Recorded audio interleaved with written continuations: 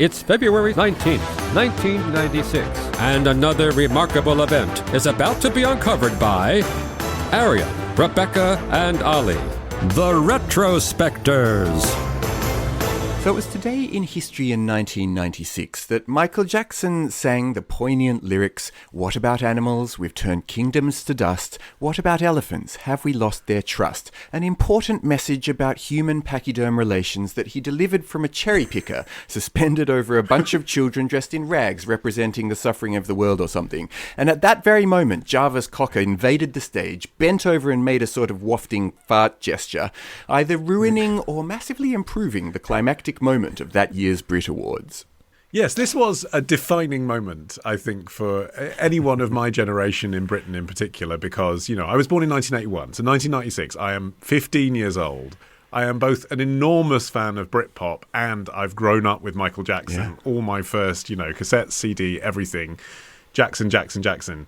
So for me, even now watching back this clip of Jarvis Cocker invading the stage at the Brit Awards, I'm torn because on the one hand, I absolutely applaud the sentiment here, which is this is embarrassing and we need to puncture this.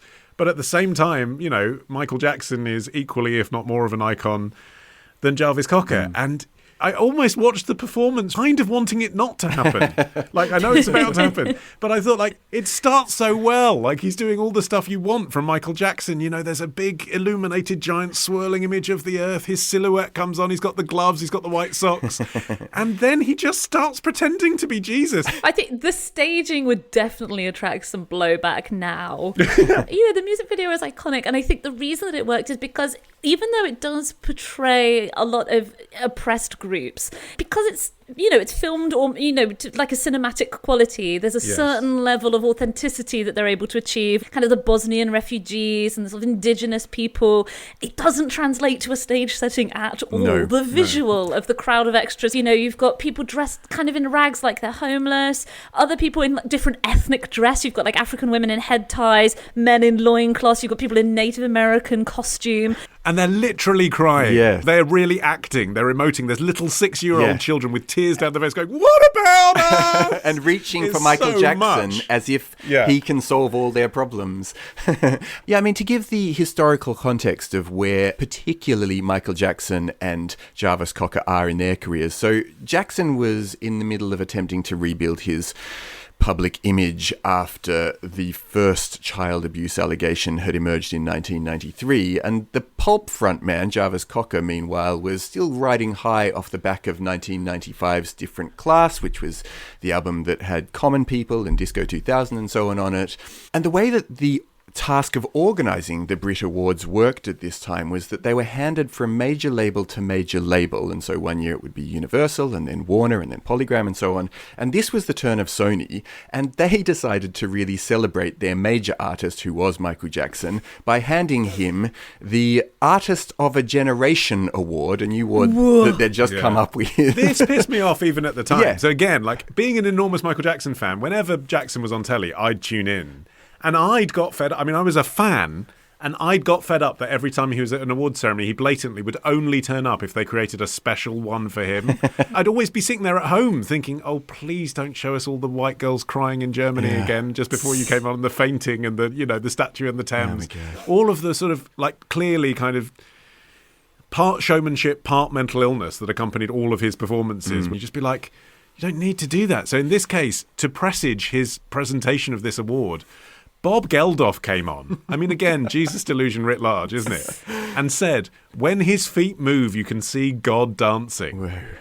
And then he'd come on and be all humble and be like, oh, I love you. No, I love you. So it was really irritating. Yeah. You can understand why if you're in the room and you've like Jarvis Cocker, legitimately been nominated for 3 awards, just sitting through that is a bit of an ordeal. Plus also Cocker had to sit through 2 rehearsals prior to this. So he'd already got his back up, and on the night, he was just steaming, I suppose, potentially in more ways than one, and felt like he had to do something about this. Yeah, fundamentally, I guess it's a culture clash, isn't it? This is the height of Britpop. Oasis, Pulp and Blur were in the running for Best Album, Best Single and Best Group.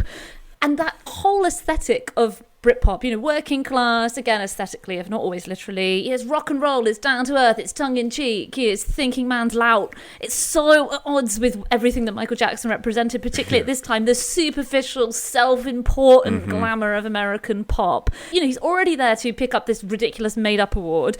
And then this is how he described Earth Song when it came out the previous year. He said, "This is my chance to pretty much let people hear the voice of the planet." And now here he is with his Jesus robe arm. He's standing out with his arms in the crucifix posture, with children sort of pawing at him adoringly. It is a lot. And so, and as you mentioned, Cocker had already seen this. And he said, this was him talking about the rehearsal. He said, "I couldn't quite believe what I was seeing. I found it extremely distasteful and crap." But then apparently it was Candida, the keyboard player from Pulp, who was sitting around the table with them after a few drinks whilst this performance was happening, saying to Jarvis, "Yeah, but you won't do anything about it though, will you?" Which sort of egged him on to get on the stage. The best detail about this, which I absolutely adore, is that it wasn't just him. Yeah. So he got up on the stage and apparently Tricky and Mushroom from Massive Attack were en route to join him and got stopped by bouncers. Yep. So he wiggles his bum in his zipped cardigan. He does not moon him. My whole life, I thought Jarvis Cocker mooned. He doesn't moon. He just bends over and wafts his hands as if to imply breaking wind. Yeah, and then he has to keep sort of running away because the security guards are fairly fast upon him. He ran backstage where he was then arrested. The cops then took him away. Crucially, the head of Sony, Gary Farrow, was getting the support of the tabloid editors to Michael Jackson's side. He'd apparently popped some champagne for them and was telling the story about why Michael Jackson was a terrible victim and everyone should feel sorry for him. Yeah, Jackson's statement about the incident doesn't do much to, undercut the idea that he was overblown and self-important and grandiose. He said he was sickened, saddened, shocked, upset, cheated and angry about what happened, which fundamentally was with just thesaurus having... for that one. Yeah, I mean, Jarvis Cocker waved his arse in his general direction. I mean, it's a little bit much. And obviously that in itself is not a crime. The actual police investigation that resulted was to do with these frankly trumped up allegations that he had hurt some of the child performers who were on the stage. He possibly trod on a girl's foot. That's the closest I could find something he might have done. The night our dreams were pulped was the headline in the Daily Mail, referring to the kids who'd had their dreams smashed. I mean, come on, you get to perform with Michael Jackson and Jarvis Cocker. How's that losing your dream? He's off his cocker was the headline in The Sun. Nice. I mean, I suppose to be fair, we forget this now. Despite this being the era of Britpop, Earth Song was Michael Jackson's biggest selling song in the UK ever. It had been a huge hit here, 1.2 million copies, 6 weeks at number one, including holding off Wonderwall by Oasis and the Beatles' comeback single Free as a Bird. That is astonishing. And being Christmas number one. So although, you could argue that the likes of The Sun and the Daily Mail were bought into the Jackson camp, you could see how maybe they would think that their readers were the people who bought the single and they'd be upset that Jackson's charitable message had been trashed. But what was quite interesting was by the end of the week, Jarvis Cocker was appearing on TFI Friday with Chris Evans. Also, one of the tabloids, The Mirror, flipped, and having initially come down pro-Michael Jackson, they eventually switched to Cocker's side, in part because Michael Jackson tended to feed his stories about his own sort of weird life to The Sun. And so they were like, well, screw you. If you're not giving us anything, then we'll pretty much tear you down, which is the most tabloid attitude there is, I suppose. But in the end, it's incredible that the reason why Cocker managed to get off was because he was saved by David Bowie, who on the night was receiving a Lifetime Achievement Award and had brought his own... A real award, an actual award. And he'd brought his own camera crew to celebrate the moment. And so he had loads and loads of footage that really was able to demonstrate that Jarvis Cocker hadn't done anything to hurt any children, and immediately all of the charges were dropped. I mean, the video evidence is one thing, Arion, but I think you're minimalising the impact of the Daily Mirror's Justice for Jarvis campaign, which came complete with T-shirts sported by his celebrity backers.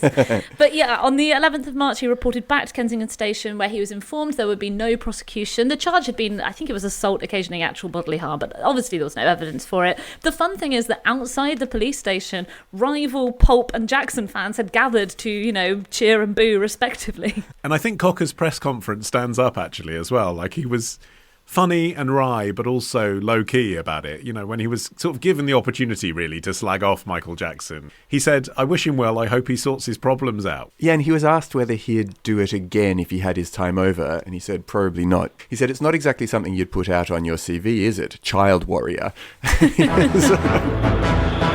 Now, this episode first aired last year exclusively to members of Club Retrospectors. Join today and unlock a new episode this Sunday. Patreon.com/Retrospectors.